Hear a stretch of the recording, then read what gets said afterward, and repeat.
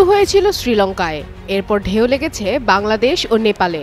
এখন সেই একই গণ অভ্যুত্থানের আগুন গিয়ে পড়েছে মাদাগাস্কারে। তরুণ প্রজন্মের নেতৃত্বে এবার পদচ্যুত হলেন দেশটির প্রেসিডেন্ট আন্দ্রি রোজাইলিনা। ক্ষমতাচ্যুত হওয়ার মুখে সেনাবাহিনীর সহায়তায় ফরাসি সামরিক বিমানে চড়ে দেশ ছাড়তে বাধ্য হয়েছেন তিনি। শুরুটা হয়েছিল পানি সংকট ও ঘন ঘন বিদ্যুৎ বিপর্যয়ের ক্ষোভ থেকে, পরে যুক্ত হয় দুর্নীতি ও প্রশাসনের ব্যর্থতা। আর এরই বিরুদ্ধে আন্দোলনে যোগ দেয় হাজার হাজার তরুণ তরুণী।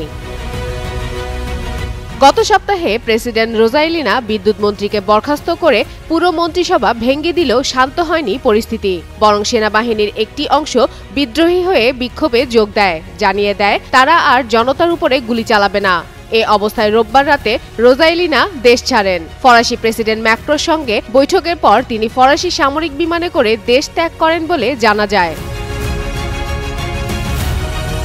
কিন্তু পালিয়ে গিয়েও থামেননি তিনি। মঙ্গলবার সামাজিক যোগাযোগ মাধ্যম ফেসবুকে লাইভে এসে রোজাইলিনা ঘোষণা দেন জাতীয় সংসদ ভেঙে দেওয়ার। তিনি বলেন, দেশের শৃঙ্খলা ও গণতন্ত্র রক্ষার জন্য এই সিদ্ধান্ত নেওয়া হয়েছে।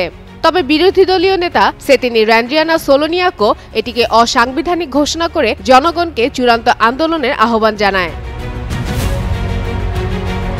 এদিকে রোজাইলিনা দাবি করেন, সেপ্টেম্বর থেকেই তার বিরুদ্ধে হত্যার ষড়যন্ত্র চলছে এবং নিজের নিরাপত্তার জন্য তিনি দেশ ছেড়েছেন। কিন্তু বিশ্লেষকদের মতে বাস্তবে এটি তরুণদের নেতৃত্বে শুরু হওয়া এক নতুন প্রজন্মের গণ অভ্যুত্থানের সর্বশেষ অধ্যায়।